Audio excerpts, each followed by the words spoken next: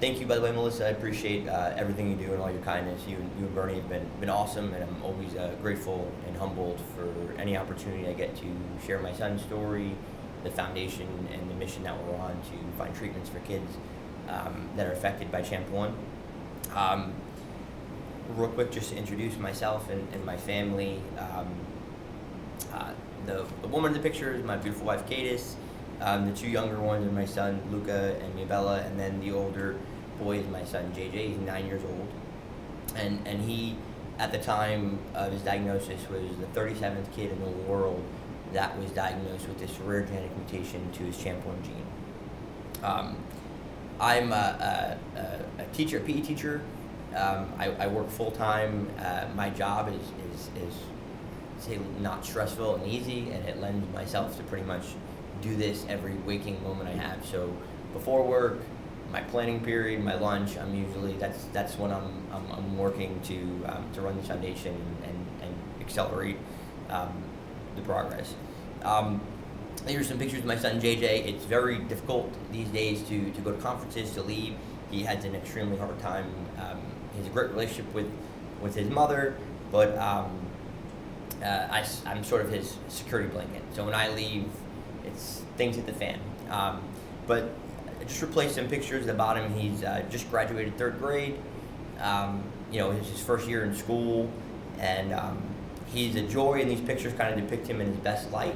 But the challenges with having a kid with a neurological disorder are his behaviors. He needs 24/7 care around the clock. And my other two kids can get lost in their imagination. They can play. You can forget they're in the house sometimes because they're having such a good time in their rooms. Whereas if you leave my son alone for 5 minutes, you're going to know he's alone and something's going to happen. And so it is a full-time deal. So I have a short video, and one of the speakers earlier kind of touched on the importance of storytelling. And a good friend of mine runs a video production program, and he sort of helped out with this. And this video has sort of been one of our best advocacy tools, of including it in pretty much every email I share, every chance I get. It helped fundraise. It's been in the, if you guys know the Rare Disorder channel, it's a channel that basically highlights all different various diseases. And this has been in several workshops where pharma and biotech had a chance to view it. So I'm going to play this, and then I'll fill in the gaps after.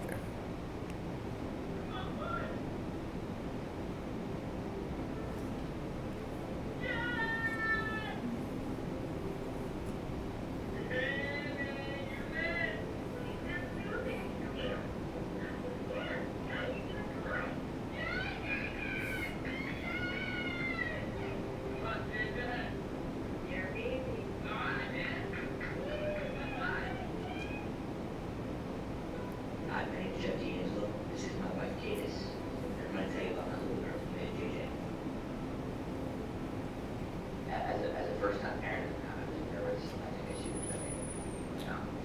I was excited. I was ready for my best friend, and I know I loved him so much before. I really wanted to be with Mom. I first discovered something was wrong was when he was born and there was no crying. My instincts were right when he was rushed to the NICU. I didn't know what to expect. That the only thing I did was have to think it was a cry. He didn't, so we knew something wasn't right. Just kind of spotted him.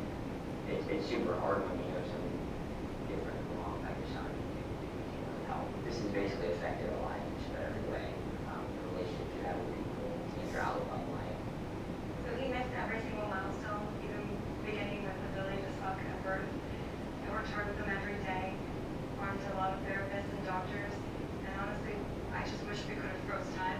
I just spent my time flying them across the world trying to search for answers with different doctors. We watched a YouTube video and reached out to this doctor and who did this testing for full exocytes. The new technology wasn't really available for everyone. They filed for insurance to get covered. So it was a real long process to get an answer that we wanted. CHAMP1 is so rare that doesn't even mean CHAMP stands for homegrown life phosphoprotein protein. And basically, what we know now is if you have a mutation to this gene, you have loss of function of this protein.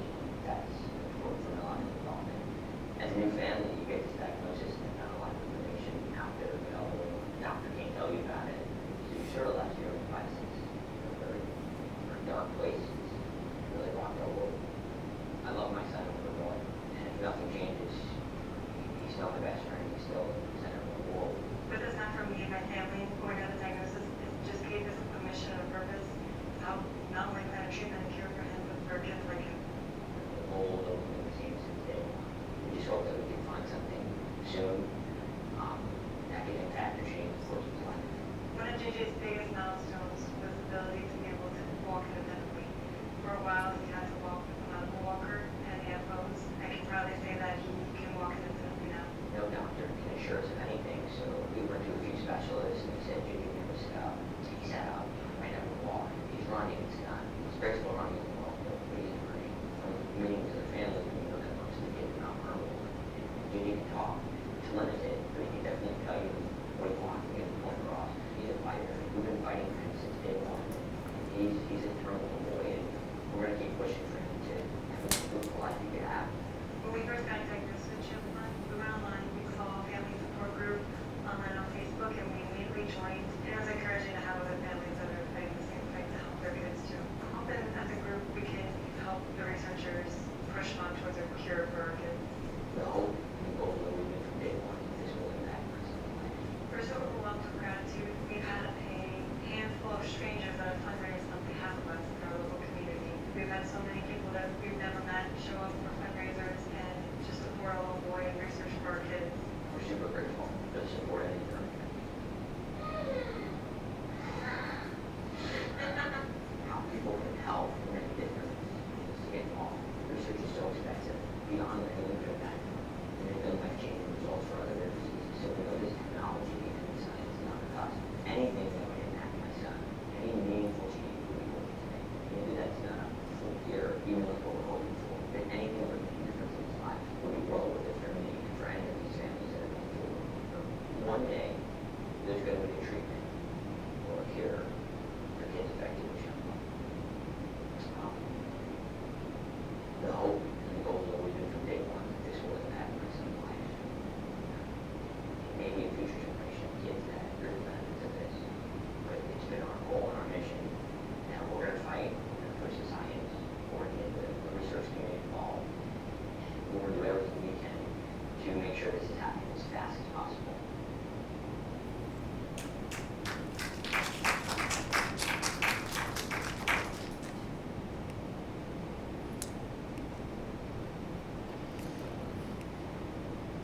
Okay. Just 1 second so I get this up.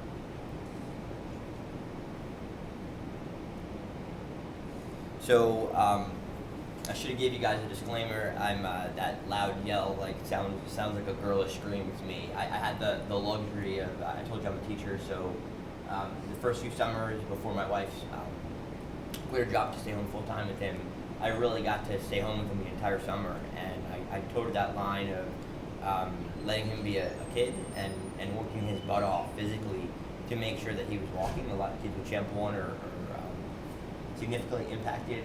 Their mobility is some are wheelchair bound, some are having a hard time moving around. But to see him where he was in a walker with a medical helmet on and was a liability everywhere he goes, to now we have to chase him and make sure he doesn't leave the house because he's kind of fast. It's sort of the biggest, one of the biggest milestones or biggest accomplishments he's had. In that video, you saw my house look probably different in 5 different clips. We basically designed our full living room and dining room into a occupational and therapy center. And we had mats on the floor, and we spent a lot of our days repetitive and not the most exciting days. We were home doing this neurodevelopmental program with him where he was crawling, we were doing patterning, we were doing everything we can from an epigenetic standpoint to make sure he was getting the best chance. If you saw that big space helmet he had on, we tried hyperbaric oxygen. We did 3 rounds, I think 120 hours. The woman who spoke earlier today from Duke, he was enrolled into the STEM, the cord blood program. We were actually on the waiting list for a very long time. He was originally diagnosed with CP. He had a rough delivery, and it wasn't until years later we kind of found out, speaking to other parents and sort of talking just about every family that gets diagnosed. This isn't uncommon with kids with CHAMP1. That is one of the symptoms or telltales is a rough rough delivery. So because of his diagnosis, we were excluded from the program. That's why they weren't able to do it, which is kind of newer science is starting to come about. The Congentia is a study that they just did in the UK, where they basically took thousands of families with cerebral palsy diagnosis, and a large percentage of them had an underlying genetic condition, and that was actually the reason they doesn't mean they didn't have cerebral palsy. There was an underlying reason to why they might have had a difficult birth. So just to fill in some of the gaps from that video, it was our first child, but your parent radar kind of goes off immediately, and we spent about 2 weeks in the NICU, and we were just told to watch our son because he was flopping. He had low tongue. And we kind of knew something wasn't right. We got that diagnosis, and we kind of did everything we could to be cerebral palsy experts, but things weren't lining up. So we reached out to this doctor in Connecticut. They did an autism and ID panel, and that's when we sort of got this CHAMP1 diagnosis. You could see the gap in our medical community of how families could probably go on and never get a diagnosis to their children's disease. We could have accepted the cerebral palsy diagnosis and still been in the same spot. The most frustrating thing is that I wish I would have got sooner. I wish we would have had 3-4 additional years pursuing advancing research. So a little bit about CHAMP1. So this disease, and I remember walking into the first conference I've ever went to, and a mom looked at me and she goes, "Oh, CHAMP1, you don't know how lucky you are." And I'm like, looking at her like she had 2 heads, and it was because of the name recognition. A lot of these genes have numbers and letters combined, and it's tough to remember, let alone, I guess if I'm going to find a positive in this, it does have a name that you tend to remember, but it's not an actual name, that's just the acronym for it. So what's believed is this gene, there's only a handful of papers, especially at the time of my son's diagnosis, that existed, and they believe this gene was haploinsufficiency. So meaning if you had a nonsense mutation, you had a mutation to this gene, you had a stop codon, and one of your alleles did not work, meaning everybody in this room has 2 functional copies, you all have 100% of this CHAMP1 protein being made. My son and the majority of kids affected by this disease have about 50% or less of this protein being made. At the time, we knew it was discovered in 2011, the gene, and it was in 2015 linked to intellectual disability. And we're now finding that this gene has more than one function. It's not just, which was believed to be mitosis, it is also has a role in chromosome regulation. We've recently found out that it plays a huge role in certain types of histone variants, along with neurological development. So when my son was diagnosed, he was number 37 in the world. There's now about 140 kids, again, scattered over 27 countries. We sort of let some other families in our group that have microdeletions to chromosome 13, so they're actually missing one of the alleles in entirety. And then we also have a very small subgroup of families that have missense mutations. So their child is getting the protein, it's just a mutated form of it. And what we're finding out, which is sort of an area of science that needs to be pursued, is that these missense mutations and the kids that are missing one of the alleles are much higher functioning than the kids with nonsense mutations like my son. So something needs to be discovered, or isn't adding up, that theoretically you would think the kids that are missing one allele would be just as severe or just like our kids. So we're sort of in this phase of needing some basic scientific questions still being answered. Some of the characteristics were that gene that is sort of an umbrella gene, right? It's we're in the Simon Foundation, so it's linked as an autism gene. We have a subgroup of kids that suffer with seizures. CHAMP1 also plays a role in DNA repair and breakdown. So there are a few kids that have cancer. There's also 2 scientists that are pursuing the research of CHAMP1 and the predisposition it has to certain types of cancers. Everybody with CHAMP1 has a form of intellectual disability, within there is quite a spectrum. There are kids that are wheelchair bound and immobile and nonverbal, and there are kids that are like my son who is limited verbally and will use the words that he has at no end repetitively day and night. So there is quite a difference amongst our kids. But about 3 weeks into his diagnosis, and what do you do as a dad? What do you do when you have no training in genetics? The last class I took was probably in college, and I probably picked the easiest professor just to pass it and move on with my life. And you get this diagnosis. So you look at all these papers online, and they're very daunting. There's not a whole lot of information. There's certainly nothing helpful. So I started tracking down these scientists that were on these papers, and most of them were clinicians, and they had very little to do with CHAMP1. They might have had a patient, and that's why they referred them to whoever was starting the paper. And there was one doctor in Japan who's one of the founders of the disease, and he was the only one at the time that was working on CHAMP1. And I said this yesterday, you would like to think that there's a group of super doctors, there's a group of people championing your cause, but in reality there was nothing. There was nobody, there was no urgency, and this wasn't necessarily a choice. I do feel at this point in my life this is sort of a calling. I was meant to do this. I don't feel like anybody would do it with as much passion. I'm sure there'd be people that do a better job, maybe not as passionate as I can. But we knew that if my wife and I, if we didn't start doing this, pursuing this, and getting our community involved, that there would be no results. It would pretty much be the same thing. We were just waiting for someone else to sort of pick up that mission within themselves. So we 3 weeks into this, I go to a conference for Global Genes, and I kind of got an idea of what needed to be done. And we started the CHAMP1 Research Foundation, and the goal of it, there's many goals. We do a lot to support our community. We try to incorporate mental health and some of the needs that our community has. We're so affected by caregiving that, I think we face a certain cycle of burnout, that a shower at the end of the day for some of these families is a win, let alone participating in research. But we're doing everything we can to support them, but the main goal is to accelerate research with the goal of a treatment, something that's going to better the lives of our children, help in any way possible, and what meaningful outcome, if it's 5 more words, if it's a better mood, if it's anything, it's worth all of this.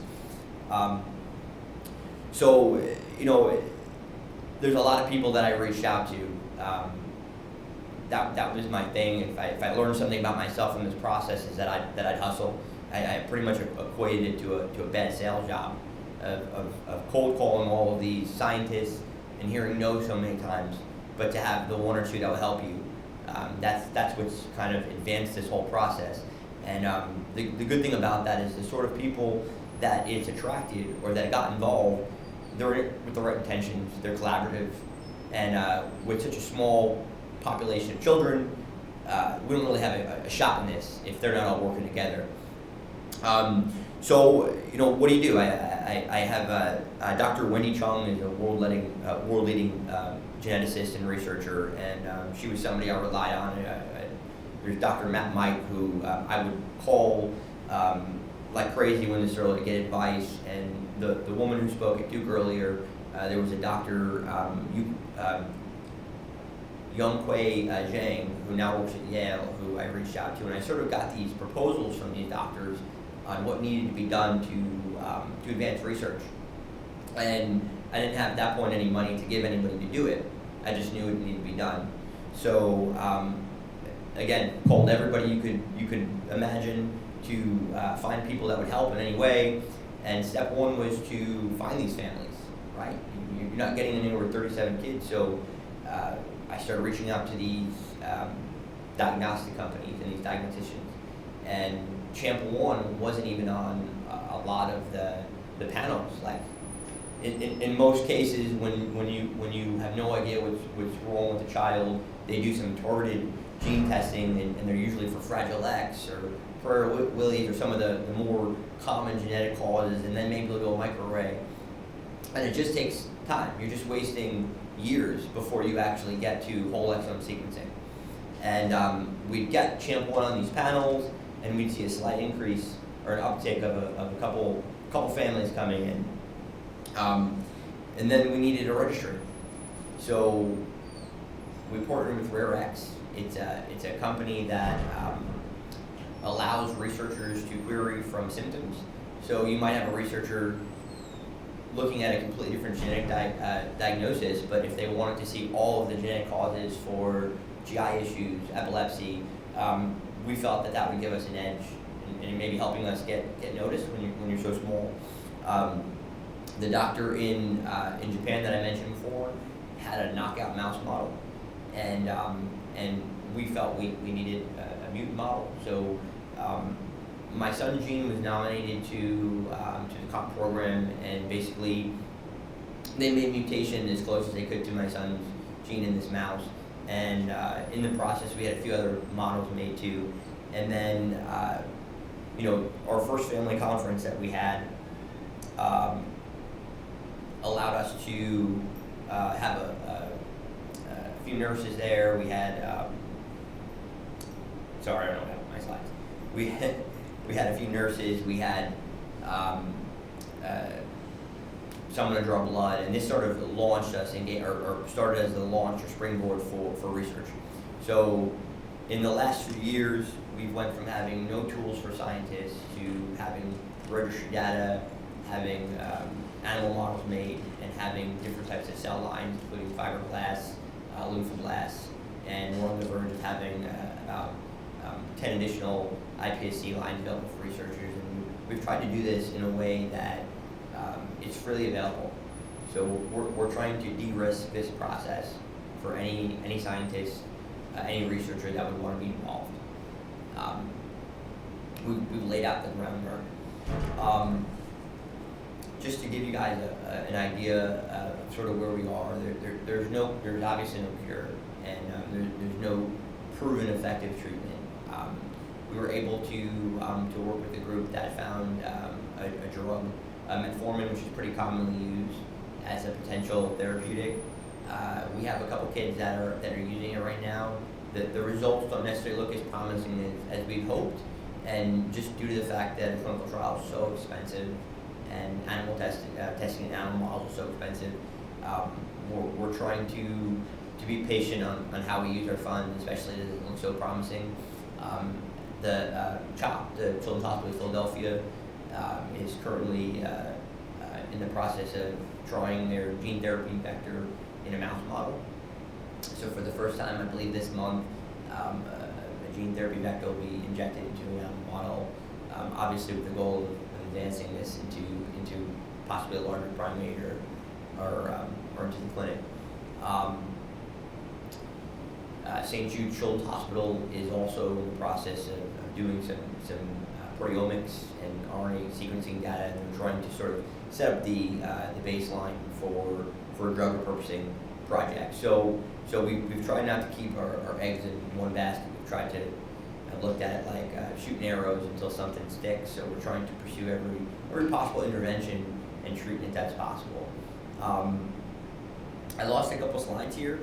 Not sure exactly what happened, but regardless, again, there's no treatment available, and I think this foundation and this mission has gone probably about as far as it can go without putting resources into next steps. So I think I mentioned how grateful I am that this team that's involved is so collaborative in the fact that they're sharing data, they're communicating with one another. The downside to that is because a lot of these researchers are not being paid for what they're doing, we're at their mercy. I'm not in a position to give demands and timelines. So the thing that I think I was most ignorant in starting this and being part of it, thought things were going to move overnight. You see how fast the field of research is moving, but it's methodical, it's slower than I'd like. And the thing is, my son is 9, and the idea is that it's going to impact him now or his life, and I know that we're on a time crunch. Anybody listening that the ways you could help or be involved is to help with awareness and donate and support us by following. And again, grateful for everybody who's taken part in this mission, and I'll be glad for the opportunity to share my story. Thank you. We have time for questions. First, a round of applause. And we have time for a few questions, if there are any. Any questions from our audience? Adrian.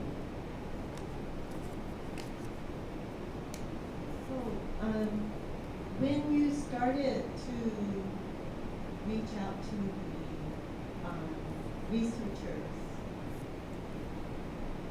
and did they help you connect with the other families, or how did that work? So there wasn't a support group. There was a support group that existed. So that's how we knew my son was 37. There were 36 other families in it. So at that point, we're the experts. Like the doctors don't know much or didn't know much. So we got a lot more out of communicating with them and kind of getting organized. But yeah, I mean, once in a while we'll have a company or somebody reach out to us with a new family, but the majority of people, they'll get a diagnosis and they'll do what most people do. They'll go online and try to find something, and they'll connect with their support group. They'll find us through the website. And there's a few companies that when you're diagnosed with CHAMP1, they'll have a letter from our foundation, encouraging them and giving them contact information to me directly into our support group. Thanks for asking. Any other questions? Yes. So in one of the panels yesterday, they were talking about bringing different patient advocacy organizations together around common effort. And I thought it was interesting that you were discussing that your son's nonsense mutation leads to a different phenotypic expression than the missense and the complete deletion. So I'm wondering if your organization is looking at the other organizations that might be looking at like the chaperone and proteasome inhibitors as a way to maybe address one class within CHAMP mutations, because it seems like what's happening is your protein's getting dumped up, and so it would require very different treatment protocols for those different mutation types. So I'm just curious if there's been crosstalk in the patient advocacy organizations around those diseases that are really the result of the same mechanism, which is, Sure. aggregating protein. Yeah, thanks for asking that, and I'd like to talk to you maybe later on about that some more. We're always looking for ways to partner with groups. If it was just based on phenotyping, we'd have 1,000 partners, but if you could find some mechanism or common science, I think that's best. Not that particular effort that you mentioned, and probably that I'm not necessarily aware of it, but we do know that the protein truncates. And now that we're seeing the phenotype, the difference in phenotype, the speculation is that it's doing something harmful. So, it's a great point. All right. Any other questions for our wonderful speaker and the best dad in the world? All right. Another round of applause. Thank you.